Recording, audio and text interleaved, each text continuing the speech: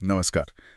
आज हमारे सामने ना कूच बिहार के इतिहास से जुड़े कुछ बड़े दिलचस्प दस्तावेज हैं। हाँ, मैंने देखे हैं। काफी रोचक हैं ये। बिल्कुल। और हमारा इरादा है कि इनमें जो जानकारी है उसे समझें।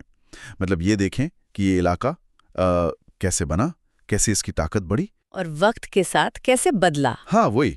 ये स्रोत हमें एक लंबा सफर दिखाते हैं, प्राचीन काल से मुगल दौर तक। तो चलिए इस जानकारी की गहराई में उतरते हैं जरा। बिल्कुल। इन दस्तावेजों के जरिए हम कूच बिहार की कहानी के कई अहम पड़ावों को समझ सकते हैं। इसकी शुरुआत कहाँ से हुई, कौन लोग थे जिन्होंने इसे शक्ल दी, कैसे ये एक बड़ी ताकत बना। और फिर किन चुनौतियों का इसे सामना करना पड़ा। किसी भी क्षेत्र का इतिहास बनते देखना हमेशा दिलचस्प होता है। तो शुरुआत करते हैं इसकी प्राचीन जड़ों से। इन दस्तावेजों के मुताबिक कूच बिहार का अतीत कहाँ से जुड़ता है? देखिए, जैसा कि इन रिकॉर्ड से पता चलता है, आज का कूच बिहार प्राचीन काल में कामता साम्राज्य का एक हिस्सा हुआ करता था। कामता साम्राज्य। हाँ, और ये कामता साम्राज्य भी अपने आप में कामरूप यानी प्राचीन असम का ही एक भाग था। अच्छा, तो जड़ें काफी गहरी है, प्राचीन असम तक जाती हैं। बिल्कुल। उस बड़े भौगोलिक और सांस्कृतिक इलाके से जुड़ी हुई हैं जिसे हम आज पूर्वोत्तर भारत कहते हैं। और इस इलाके के शुरुआती दौर में वो कोच जनजाति का जिक्र है। उनकी क्या भूमिका बताई गई है? हाँ, ये एक बहुत अहम कड़ी है। इन दस्तावेजों में इस क्षेत्र के शुरुआती इतिहास को कोच जनजाति से जोड़ा गया है। बताया गया है कि ये मूल रूप से एक तिब्बती बर्मी भाषाई समूह से जुड़ी जाति समुदाय थी। तिब्बती बर्मी? जी। अब यहाँ एक दिलचस्प मोड़ आता है। जैसे जैसे इलाके में इनका सामाजिक और राजनीतिक दबदबा बढ़ने लगा, इन्होंने धीरे धीरे हिंदू धर्म और उससे जुड़ी परंपराओं को अपनाना शुरू किया। अच्छा, तो मतलब जैसे जैसे उनकी ताकत बढ़ी, उन्होंने आसपास के बड़े सांस्कृतिक दायरे में शामिल होना शुरू कर दिया। ये तो काफी आम पैटर्न लगता है इतिहास में। बिल्कुल सही कहा आपने। ये पैटर्न अक्सर देखने को मिलता है। जब कोई समुदाय राजनीतिक रूप से उभरता है तो वो अक्सर अपने आसपास की प्रभावी सांस्कृतिक या धार्मिक व्यवस्थाओं के साथ तालमेल बिठाता है या उन्हें अपना लेता है। हाँ, सही है। कोच जनजाति का हिंदू धर्म की तरफ झुकाव सिर्फ एक धार्मिक बदलाव नहीं था, बल्कि ये उनकी नई सामाजिक और राजनीतिक पहचान को मजबूत करने का एक तरीका भी था, आप कह सकती हैं। अच्छा। ये दिखाता है कि कैसे सत्ता और संस्कृति एक दूसरे को प्रभावित करते हैं। ये समझना इस कहानी का एक अहम पहलू है। ये वाकई सोचने वाली बात है। सत्ता और संस्कृति का रिश्ता कितना गहरा होता है। चलिए अब उस दौर पर आते हैं जब कोच साम्राज्य की बाकायदा नींव रखी गई, 16वीं शताब्दी में। बिस्वा सिंह का जिक्र आता है इन स्रोतों में। हाँ, बिस्वा सिंह का दौर लगभग 1515 से 1540 ईस्वी तक ये कोच राजवंश के लिए एक तरह से निर्णायक साबित हुआ। इन दस्तावेजों के अनुसार इसी समय कोच साम्राज्य की औपचारिक स्थापना हुई। तो इन्होंने ही शुरू किया। हाँ, कह सकते हैं। बिस्वा सिंह ने उस वक्त के कई छोटे छोटे स्थानीय सरदारों और कबीलों को या तो हराया या अपने साथ मिला लिया। आप कह सकते हैं कि उन्होंने बिखरी हुई ताकतों को एक झंडे के नीचे लाकर एक संगठित राज्य की बुनियाद रखी। ये कोई आसान काम नहीं रहा होगा उस जमाने में। हाँ बिल्कुल। तो बिस्वा सिंह ने एक तरह से मंच तैयार किया। लेकिन इन स्रोतों से ऐसा लगता है कि साम्राज्य का असली फैलाव और वो जो शानो शौकत थी वो उनके बेटे नर नारायण के समय आई। सही पकड़ा आपने। उनका शासनकाल मतलब 1540 से 1587 ईस्वी काफी अहम बताया गया है। बिल्कुल।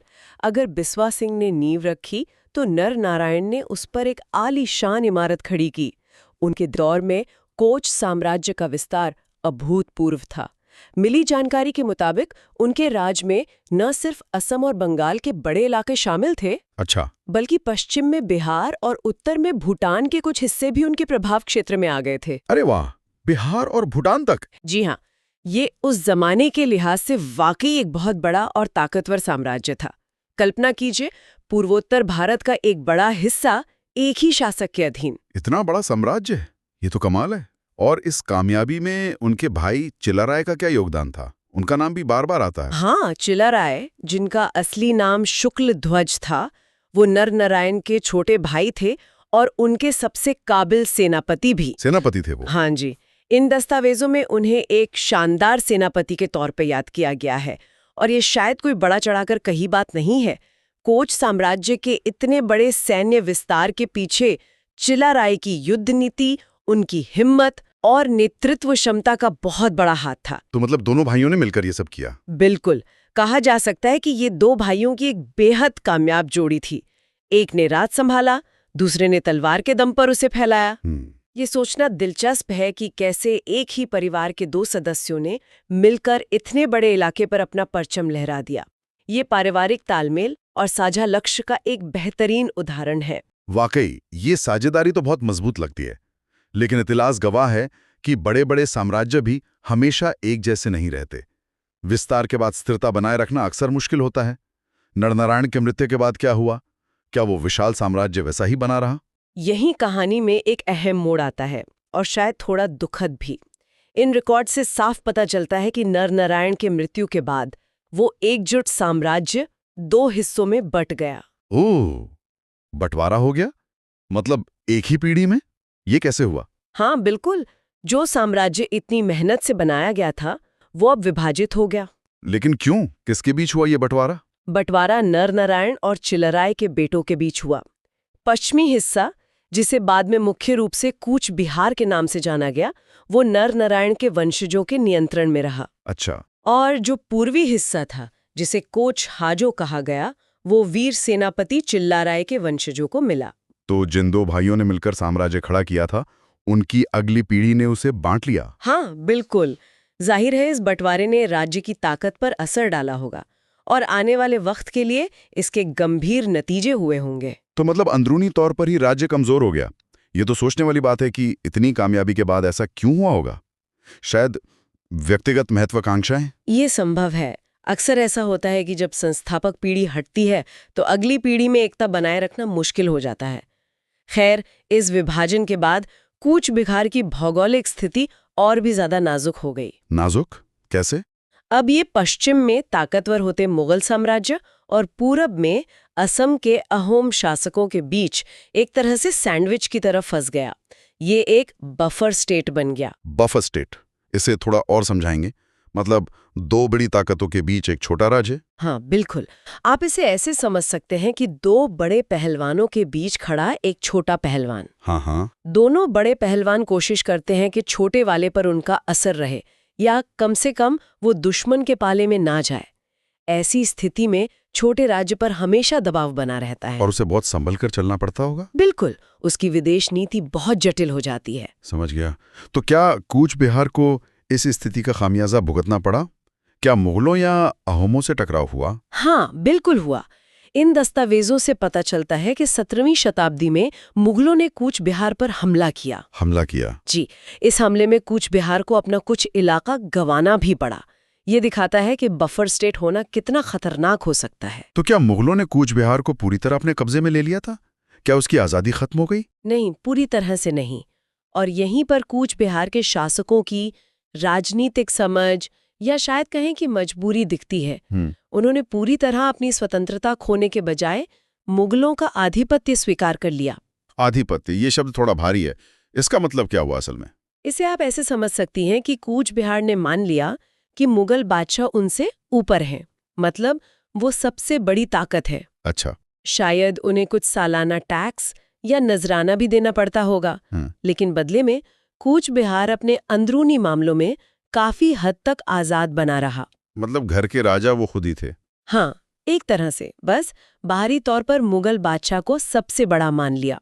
ये पूरी तरह गुलामी नहीं थी, बल्कि एक तरह का समझौता था, अपनी बची खुची स्वायत्तता बचाने के लिए। अच्छा, तो ये एक किस्म का राजनीतिक समझौता था। पूरी तरह झुके नहीं, पर अपनी आजादी भी पूरी तरह बचा नहीं पाए। ये तो बड़ी दिलचस्प कूटनीति है। हाँ, ये उस दौर की राजनीति का एक जरूरी पहलू है। छोटे राज्यों को बड़ी फैलती हुई ताकतों के बीच अपना वजूद बनाए रखने के लिए ऐसे ही संतुलन साधने पड़ते थे। सीधे टकराने से शायद वो पूरी तरह खत्म हो जाते। बिल्कुल। तो उन्होंने थोड़ा झुककर, थोड़ा समझौता करके अपनी पहचान और अंदरूनी आजादी बचाए रखी। ये दिखाता है कि जंग के मैदान के अलावा कूटनीति के मैदान पर भी कितनी लड़ाइयां लड़ी जाती थी। ये समझना वाकई जरूरी है कि उस दौर में राज्यों के आपसी रिश्ते कितने जटिल थे। अब ये स्रोत हमें 18वीं शताब्दी की तरफ ले जाते हैं। उस समय के बारे में क्या जानकारी मिलती है? यहाँ पर मिली जानकारी थोड़ी कम है, लेकिन वो एक बहुत बड़े बदलाव की तरफ इशारा करती है। ये दस्तावेज बताते हैं कि 18वीं सदी आते आते कूच बिहार को एक नई और उभरती हुई ताकत का सामना करना पड़ा, और वो थे अंग्रेज। अंग्रेज मतलब ब्रिटिश ईस्ट इंडिया कंपनी? जी हाँ, वही। तो मतलब मुगलों का प्रभाव कम हुआ या खत्म हुआ और फिर अंग्रेजों का दबदबा शुरू होने लगा। बिल्कुल। हालांकि हमारे पास जो स्रोत है वो इस बारे में ज्यादा तफसील नहीं देते कि ये कैसे हुआ, कब हुआ या इसके क्या नतीजे निकले। वो बस इस नए प्रभाव की शुरुआत का जिक्र करके खत्म हो जाते हैं। लेकिन ये साफ है कि 18वीं सदी में कूच बिहार के इतिहास का एक नया पन्ना खुल रहा था, जिसमें अब ब्रिटिश एक अहम किरदार के तौर पर सामने आ रहे थे। बिल्कुल। ये दस्तावेज हमें इतिहास के एक नए मोड़ पर लाकर छोड़ देते हैं। तो अगर हम इन सभी जानकारियों को समेटे तो हमने कूच बिहार के इतिहास की एक काफी लंबी और उतार चढ़ाव भरी कहानी देखी। शुरुआत हुई प्राचीन कामरूप के हिस्से के तौर पर। हाँ। फिर कोच जनजाति का उभार और उनका हिंदू धर्म अपनाना। फिर हमने देखा कैसे 16वीं सदी में बिस्वा सिंह ने कोच साम्राज्य की नींव रखी। फिर उसके बाद उनके बेटे नर नारायण और भाई चिलाराय ने मिलकर उसे एक विशाल साम्राज्य में बदल दिया, जिसका असर असम से लेकर बिहार और भूटान तक फैला। ये उसका सुनहरा दौर था। लेकिन फिर कहानी ने मोड़ लिया। नर नारायण की मौत के बाद वो बड़ा साम्राज्य 2 हिस्सों में बंट गया, कूच बिहार और कोच हाजो। हाँ, अंदरूनी विभाजन ने शायद उसे कमजोर किया। बिल्कुल। और इस विभाजन के बाद कूच बिहार की भूमिका बदल गई। वो मुगलों और अहोमों के बीच एक बफर राज्य बन गया। हमने देखा कि कैसे उसे 17वीं सदी में मुगल हमले झेलने पड़े, कुछ जमीन गंवानी पड़ी, लेकिन फिर भी उसने मुगलों का आधिपत्य स्वीकार करके अपनी अंदरूनी स्वायत्ता काफी हद तक बचाए रखी। ये मुश्किल हालात में छोटे राज्यों की राजनीतिक चतुराई का एक उदाहरण है। हाँ, सही कहा। और आखिर में ये स्रोत हमें 18वीं सदी में ले जाते हैं, जहां ब्रिटिश प्रभाव की आहट सुनाई देने लगती है, जो भविष्य में आने वाले एक बिल्कुल नए दौर का संकेत है। तो इस सब का निचोड़ क्या है? ये टुकड़े हमें क्या सिखाते हैं? मेरे ख्याल से ये दस्तावेज हमें एक क्षेत्रीय ताकत के बनने, उसके शिखर पर पहुंचने और फिर अंदरूनी दरारों और बाहरी दबावों की वजह से बदलने की कहानी दिखाते हैं। ये किसी भी राज्य या साम्राज्य के जीवन चक्र का एक जाना पहचाना पैटर्न है। उत्थान, चरम और फिर धीरे धीरे बदलाव या पतन। हाँ, ये कहानी है शक्ति के बनने और बिखरने की। एक छोटे स्थानीय समुदाय से शुरू होकर बड़े साम्राज्यों के बीच अपनी जगह बनाने और फिर नई चुनौतियों का सामना करने की। ये दिखाता है कि इतिहास कभी एक सीधी रेखा में नहीं चलता। बिल्कुल। और ये हमें एक सवाल पर सोचने को भी मजबूर करता है। क्या सवाल? ये स्रोत हमें 18वीं सदी में ब्रिटिश प्रभाव की दहलीज पर लाकर छोड़ते हैं।